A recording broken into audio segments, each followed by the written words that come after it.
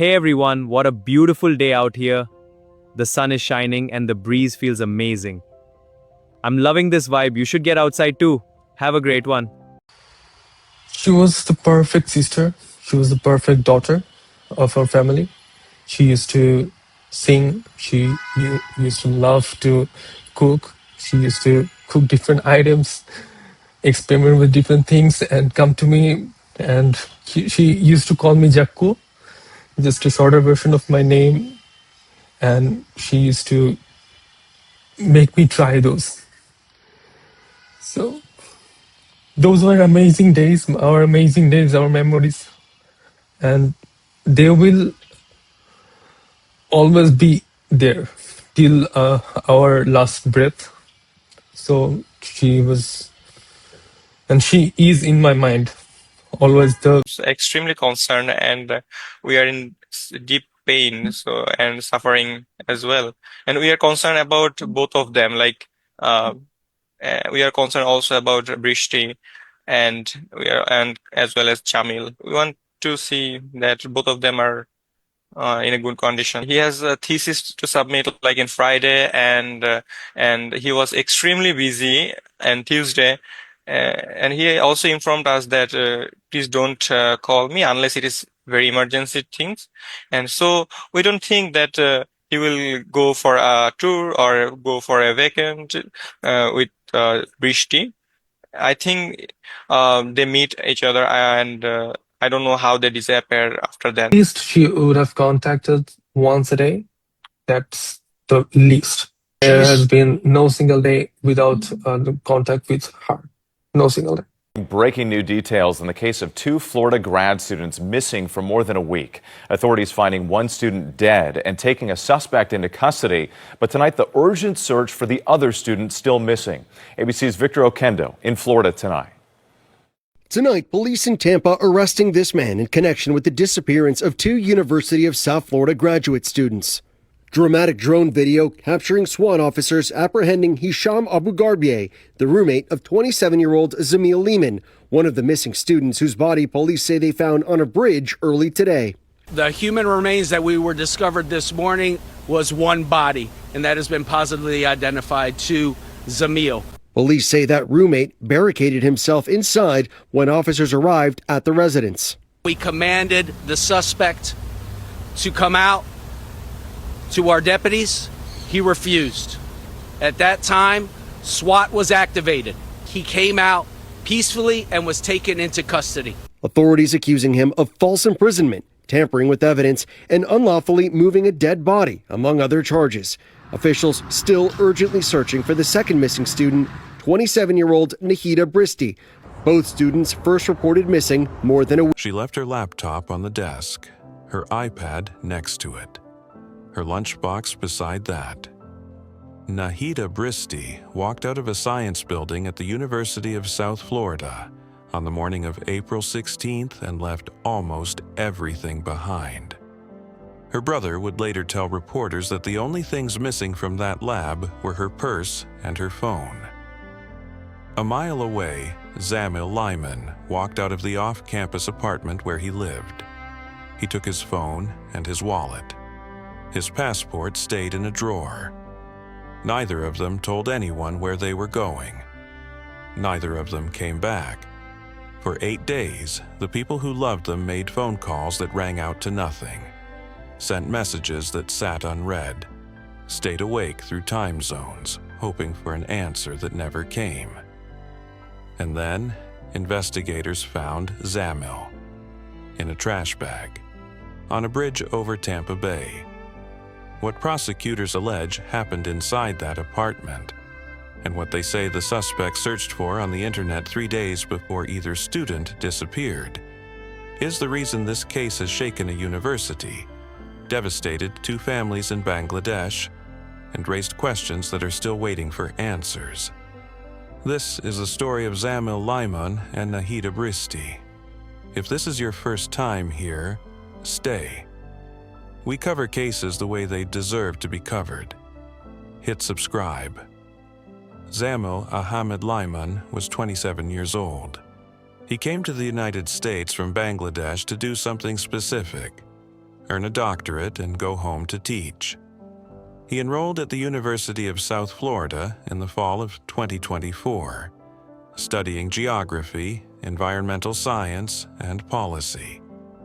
His research focused on using generative AI to monitor shrinking wetlands across South Florida.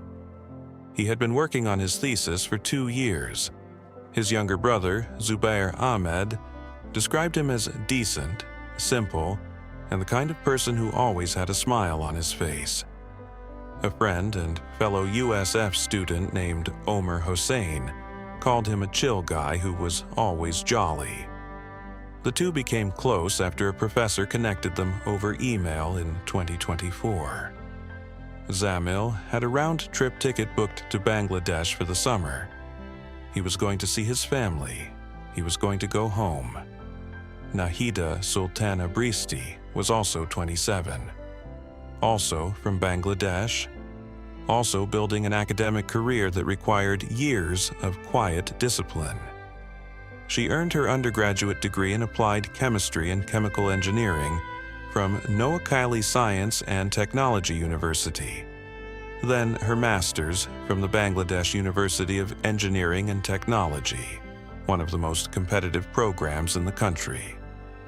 She came to USF for her doctorate in chemical engineering. Her former vice-chancellor, Professor Dr. Mohammed Ismail, would later describe her as a talented and promising student, whose sudden passing was an irreparable loss to the university and the nation. Hossein, who met Bristy through Zamil, described her as outgoing and kind, the type of person who always made room for others. Together, Zamil and Nahida were part of a wave.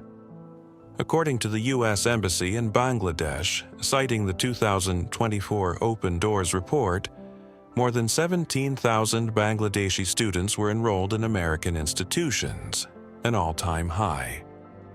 Every one of them left behind family, comfort, and familiarity for the chance at something more. Every one of them had people back home counting the days until they returned. Now, the nature of Zamil and Nahida's relationship is one of the details in this case where the accounts don't line up perfectly, and that matters, because it's the kind of thing people will speculate about. So, here is what their own families have said. Zamil's brother told CNN the two had developed feelings for each other over time and had discussed the possibility of marriage. He said they were thinking about a future together but were focused on finishing their degrees first. Nahida's older brother, Zahid Hassan Pranto, told NBC News something slightly different. He said the two had dated in the past but were not actively together at the time they disappeared. He added that based on what he'd heard from her friends, his sister was still emotionally engaged. What everyone agreed on was this: neither Zamil nor Nahida would disappear without telling someone. Both were described by their families as serious, dedicated, and deeply connected to the people who loved them. The man charged with killing them is Hisham Abugharbieh, 26 years old, a U.S.-born citizen.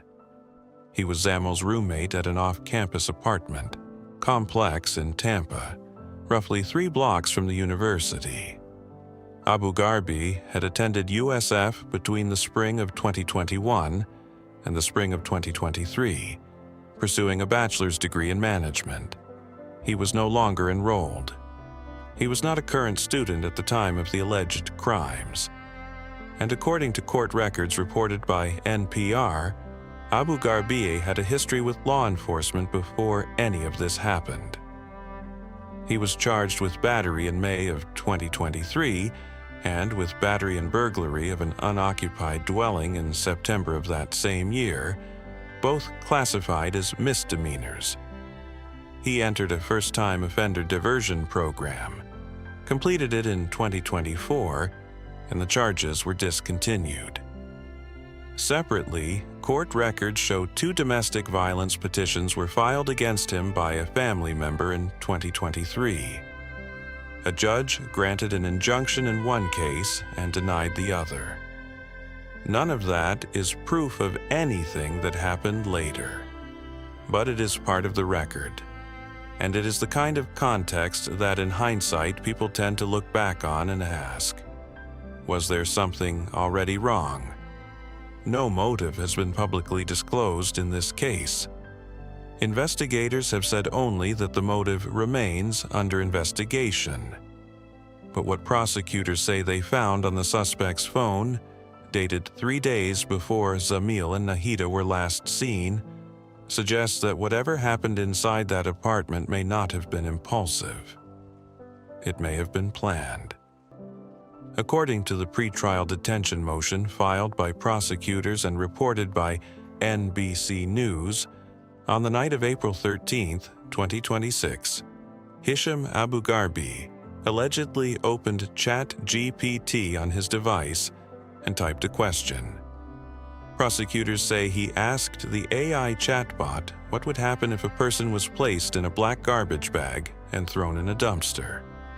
According to the filing, ChatGPT responded that such a scenario sounded dangerous. Prosecutors allege Abugharbieh then sent a follow-up message. He asked how someone would find out. April 13th, 3 days before Zamil Limon and Nahida Bristy were last seen alive. Pay attention to that timeline. If prosecutors can prove those searches belonged to Abugharbieh and were connected to what happened next, they paint a picture of something deliberate, something thought about in advance, something the charges already reflect. 2 counts of first-degree premeditated murder with a weapon. But that connection has not been tested in court. The defense has not yet had the opportunity to challenge when, why, or under what circumstances those searches were made. And a pretrial detention motion is not a trial. It is the prosecution's argument for keeping a suspect behind bars while the case proceeds. What is not disputed is what happened next. On the morning of April 16th, Zamil Limon was last seen at approximately 9 a.m. at his off-campus apartment in Tampa. Nahida Bristy was last seen about an hour later, at 10 a.m., at the Natural and Environmental Sciences building on USF's Tampa campus. She did not live at that apartment. She lived separately off-campus. According to her brother, Bristy left her laptop, her iPad, and her lunchbox behind in the university lab that morning. Only her purse and her phone were missing. Zamil left the apartment with his phone and his wallet. His passport was still inside. Think about that for a second. She left almost everything in the lab. He left his passport at home. Whatever they were doing that morning, neither of them packed for a trip. Neither of them planned to be gone long. And then, silence. By the evening of April 17th, a family friend tried to reach both of them and could not. That call, placed just before 5 p.m., triggered missing person reports through the USF Police Department. Both Zamil and Nahida were entered into missing person databases. Over the next several days, concern spread. Friends in Tampa reached out with nothing to show for it. Family members in Bangladesh, thousands of miles away, and separated by hours of time difference, waited for updates that did not come. Zamil's brother told NewsNation that police had asked the family for DNA samples, but had not shared any leads. He said his brother had a thesis submission deadline and 2 years of work behind it. The idea that Zamil would vanish voluntarily was, in his words, completely impossible. Bristy's brother described the same disbelief. The family was devastated. Their mother had not stopped crying. Their father had recently undergone surgery. He said his home was broken. Both the families said the same thing independently. Zamil and Nahida would never go offline or willingly disappear. They were not the kind of people who dropped contact. They checked in, they answered calls, they showed up. On April 23rd, the Hillsborough County Sheriff's Office upgraded the case. The new classification was missing and endangered. That designation means authorities had reason to believe the missing persons were at risk of harm. It changed the tone of everything. And by that point, investigators had already been talking to the man living in the same apartment. At what point in that timeline did you feel the weight of this shift?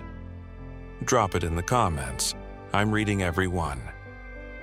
According to the pretrial detention motion filed by prosecutors, Hisham Abugharbieh was interviewed at least twice by law enforcement between April 17th and April 24th.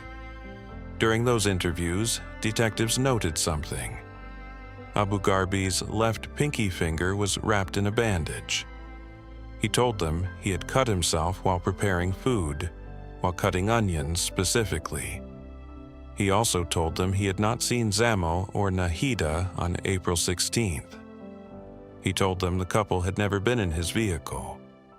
He told them he had not gone to Clearwater. But prosecutors allege that on the night of April 16th, Abugharbieh's car was captured on camera in the Clearwater Beach area, the same area where Zamil Limon's cell phone had pinged. When confronted with that information, according to the motion, Abugharbieh changed his story. He now said Zamil had asked him to drive both students to Clearwater. 3 different accounts from the same person about the same night. That is what prosecutors presented to the court. Here is what authorities say they found. On April 24th, 2026, investigators located Zamil Limon's remains on the northbound side of the Howard Frankland Bridge, the span that connects Tampa and St. Petersburg across Tampa Bay. According to court documents, detectives found a black, heavy-duty trash bag. Inside were human remains in advanced stages of decomposition. The remains were positively identified as Zamil Limon. The medical examiner's report, referenced in the pretrial detention motion, found that Limon died from multiple sharp force injuries. Court documents describe multiple lacerations and stab wounds across his body, including a deep wound to his lower back that penetrated his liver. His manner of death was ruled a homicide. Inside the apartment Zamil shared with Abugharbieh, prosecutors allege blood was found throughout the residence, in the kitchen area and in Abugharbieh's bedroom. A CVS receipt dated April 16th was found in the apartment. According to the motion, the receipt listed trash bags, Lysol wipes, and Febreze. Investigators also went to the compactor dumpster at the apartment complex. According to the motion, another roommate in the unit had told investigators that he observed Abugharbieh using a rolling cart late on the night of April 16th into the early hours of April 17th, moving cardboard boxes from his room to that dumpster. What investigators recovered from the dumpster, according to court documents, Zamil Limon's student ID, his credit cards, eyeglasses matching the ones he wore, a gray shirt, a black floor mat that matched items missing from the apartment's common kitchen. Those items tested positive for blood.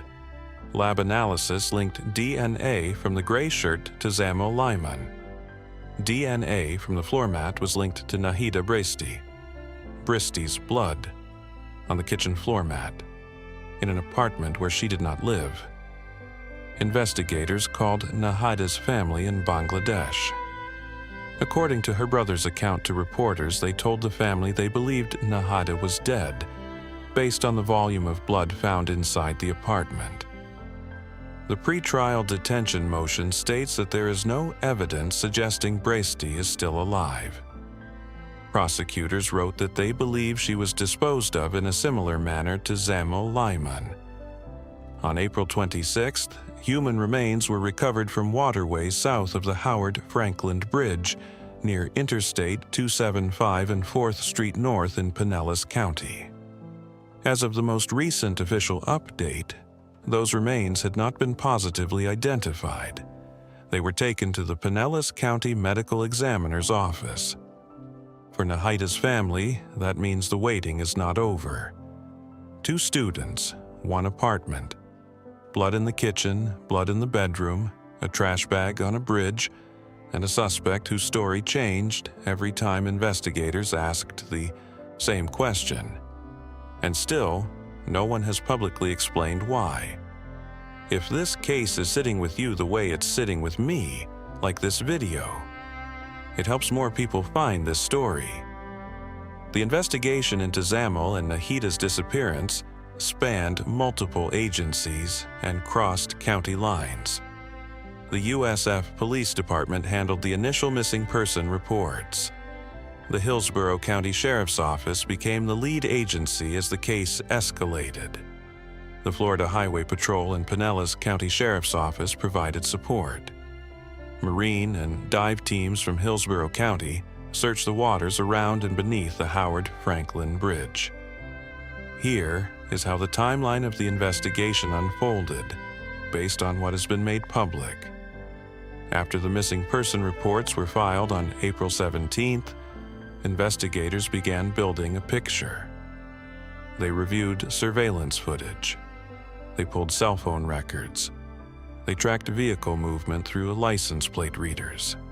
They examined digital activity. And they started talking to the people closest to the missing students, including the man who lived in the same apartment. Abugharbieh cooperated at first. He spoke with detectives. But according to the Hillsborough County Sheriff's Office during a later interview, believed to be on or around April 23rd or 24th, he stopped cooperating. The interview ended prematurely. By Friday, April 24th, investigators said they had enough to link the suspect to the case and to Limon's body. But the arrest did not come from the murder investigation directly. That same morning, deputies responded to a domestic violence call at a residence in the 14,000 block of Pine Glen Circle, a separate location from the apartment Abugharbieh shared with Limon. This was the home where Abugharbieh's family lived. The domestic violence call was described by authorities as a separate incident. Deputies arrived. Family members were safely removed from the home.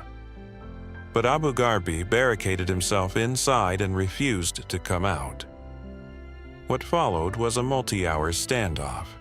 SWAT teams responded. Crisis negotiators arrived. A bomb disposal unit was deployed. Drone units were brought in. Then, around 10:30 in the morning, it ended. According to NPR's reporting, Abugharbieh came out of the home with his hands up, wearing nothing but a blue towel.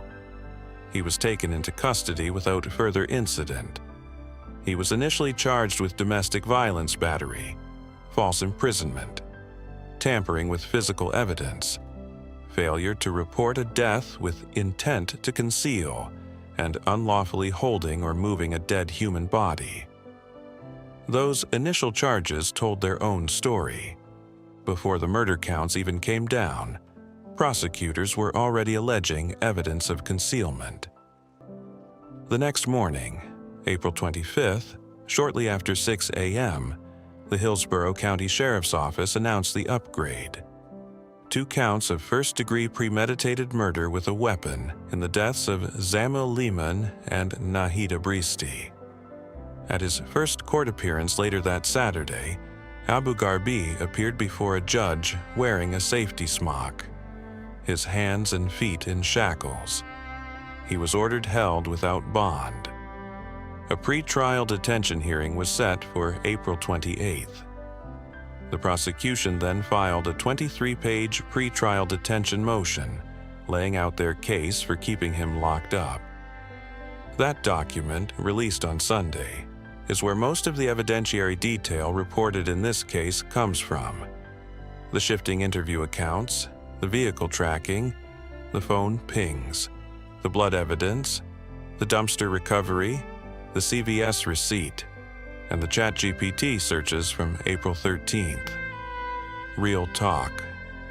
That motion is one side of the story. It is the prosecution's best argument. The defense has not yet had the opportunity to challenge any of it. No discovery has been exchanged. No witnesses have been cross-examined. No jury has weighed any of this evidence. And in a case where the charges carry the possibility of a capital sentence, the standard the prosecution will eventually have to meet is the highest the American legal system demands, beyond a reasonable doubt. But the picture prosecutors are painting is detailed, and it includes something that separates this case from a crime of impulse. The allegation that 3 days before either student disappeared, the suspect was already asking an AI chatbot how to get rid of a body without getting caught. If proven, that timeline changes everything about how this case is understood. Zamil Limon had been working on his thesis for 2 years. He was studying how to use technology to protect vanishing wetlands. His brother said he always had a smile on his face. He had a flight booked home for the summer. He never made it. And the last place his phone pinged was nowhere near a classroom, a lab, or a library. It was Clearwater Beach, at night, in the vicinity of his roommate's car. If you haven't subscribed yet, this is the kind of case we follow through the entire legal process. Not just the headlines. Subscribe. Abugharbieh faces 2 counts of first-degree premeditated murder with a weapon, along with charges of unlawfully moving a dead body, failure to report a death with intent to conceal, tampering with physical evidence, false imprisonment, and battery. He is being held without bond. The Hillsborough County Public Defender's Office has been appointed to represent him. A pre-trial detention hearing is scheduled for April 28th. Prosecutors have stated he faces the possibility of a capital sentence if convicted. He has not entered a plea. He is presumed innocent under the law. Here is what the families said. On Sunday, April 27th, the families of both Zamil Limon and Nahida Bristy issued a joint statement. They asked authorities and the university to pursue the highest possible punishment under the law. They asked USF to remain actively involved in monitoring the court proceedings and to provide legal and financial support to the families throughout the process. They asked that when Nahida's body is found, and they used the word when, not if, both students' remains be handled in accordance with Islamic funeral rituals. They asked that all belongings be returned to their families in Bangladesh exactly as they were found.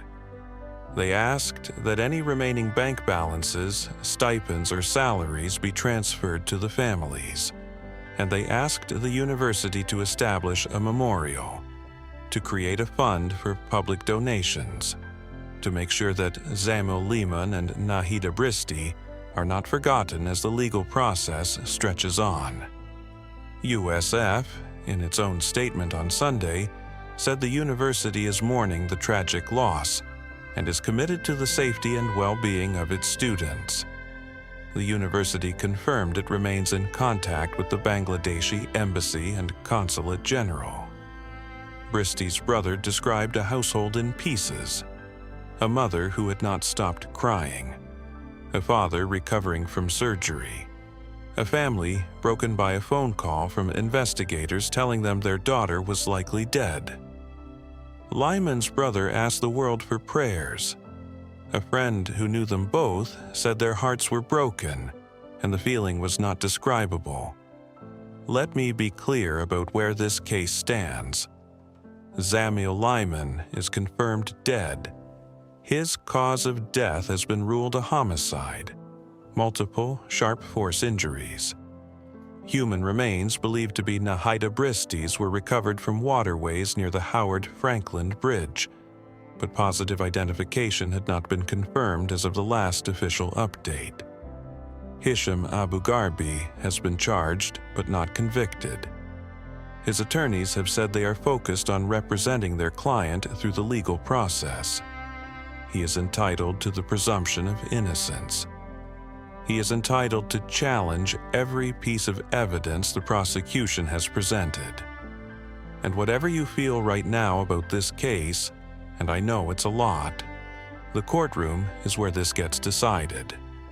Not here, not at Zamil Limon was 3 blocks from his campus.